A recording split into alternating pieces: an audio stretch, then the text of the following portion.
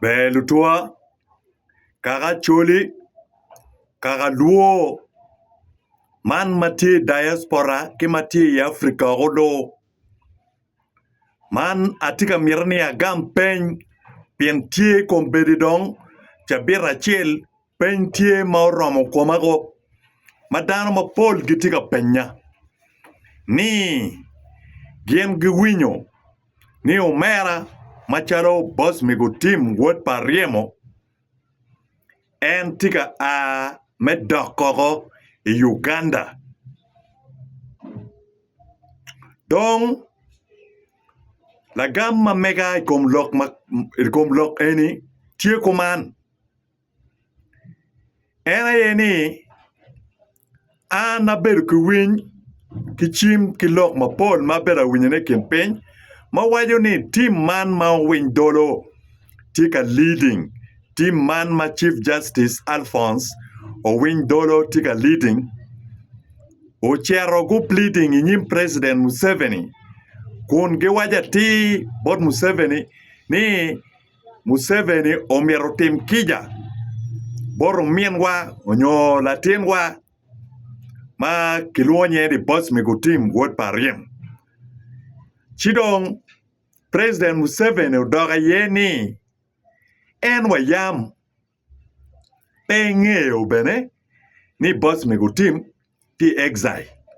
En bene pengeo ni Otim, ti wago, jui ma ene beru ni, ene ngeo ni Bosmic ti Uganda. Chidong, ka dong lok ti kumeno ni Otim dong, tie wago, bino kombede mwaga chiel dong, unyo mwaga chiel dong kidue, maduong do ichawani, chi en, ibi ordering, secretary ma mege, unyo personal secretary pa president, ma ena ye, unungeo mabe, woda choli, anoni, koin meluo nye kany peke, Chipi Juma pengeo, nye kiluoni umona, woda choli, nye umona, eni bilogo ki personal secretary ne, ma eno umona, me goyo chim ki Bosmic, ki metimo facilitation duju, me neno neni, Bosmic Otim, udok chen, ilowo Uganda. Man ene ye lok ma anatiki ngeji ye mabe. Dong amiro ni la peny eni nyo Lagam eni ma anati gamneni. Ukon dano o duju magiti go na chimogo ni ano duju di chenkiti wo me penyo an ilok makuman. Pien kit magiwaji kere. Ni gen gigoyo chimu nyo giteme tutuan me kupe ki wot pariemo. Jumu kena magiwaji ubene ni wot pariemo peti waji gilok ada. Barada ye dong anawa chiwu ene. Dong an macharo political analyst and activist ma deep mangene. Doko ritik man me activism pe mwaka mapol. Awajo ni Otim Bosmic kaming mo unywa baba mo wero en udogata Uganda. Chi ubichama nga mamege. No dong uchwade wiye bor rudi. No dong uchwade wiye bor la buo. No dong uchero karwako ngure tol. No dong uchero kaluru tiene maj. Ana logo leba chuli madon ke proverbs madon. Ka ina chuli ki come. Chino ituero niango ma anati logo ne. Dong President Museveni romo timo kija ki Museveni ki Bosmic Otim. Kere en wajini en bene wayamu no pe ngeo bene. Ni Bosmic no chagwak tiki misunderstanding ki ngat mo unyo reo ti wago. Yes, en macharo Museveni romo timo kija nyobe robe ti peke kitamo ke en marach. Ikom Bosmic Otim. Ento lok dong tie ki pen tie ni. En dano ma Otim uyero gini kon. Dano ma Otim uyero gini ko kwiji ni. wedigi gubinero Bosmic Otim anena en joni ero ni kono gubinero Bosmic Otim anena rori nega pa joni ero ni kono ket ma Uganda pong ki rori nega ke ken rori nega en ni gubi wego Bosmic Otim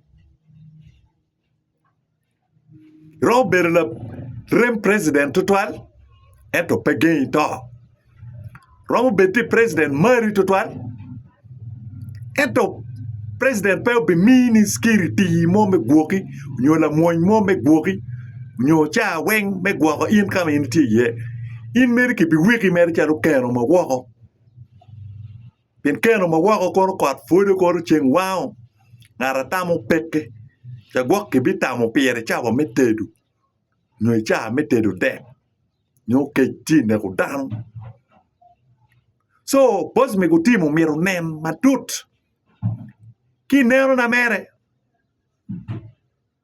ki nero na wale ni Bosmic Otim no miro chom vuome ki kama MTA ne meta ento ka en wego gere ki voile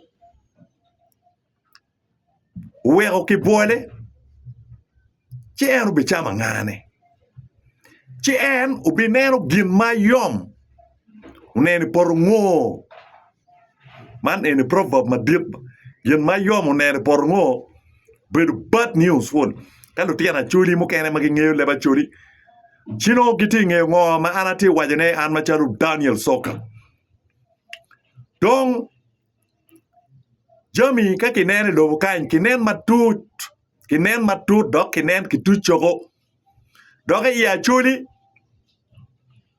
wan watiu ki gin ma ki luoni ngo la bol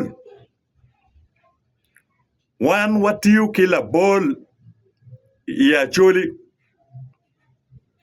dong la bol te wajeni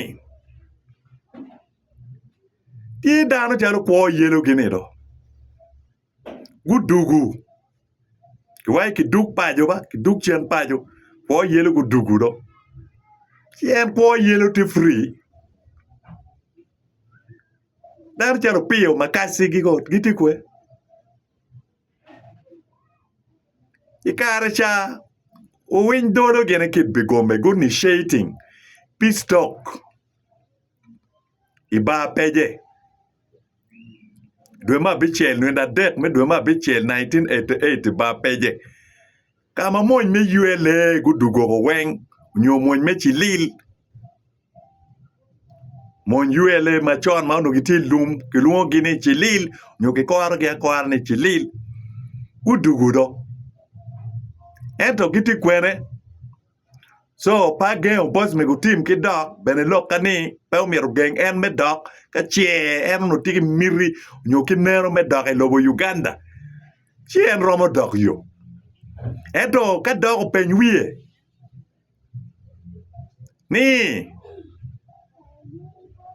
kila ma pa tu mor ti kwene after the peace agreement magi signing ba peje ni juku la boduom ti kwene after signing me peace talk in 1988 ki ba peje ni ukora lai ti kwene uchora volta ti kwene en Bosmic ka penyo wie chi ugamo penye ni go wenki wie chi do en neno ka tiene do ka romo doga Uganda nyo romo mette ki chomo vuome mani ni tamma pin an macharo Daniel Soka.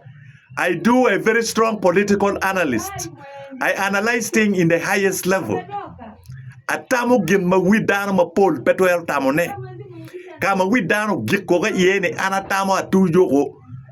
So jo magi following an gingeo be pa an do gingeo teko matilok ma mega. So mana ye lok ma anatie ke ere un machalo kagana achuli ruo kachel ki dano ko duju metwok lobo ma pat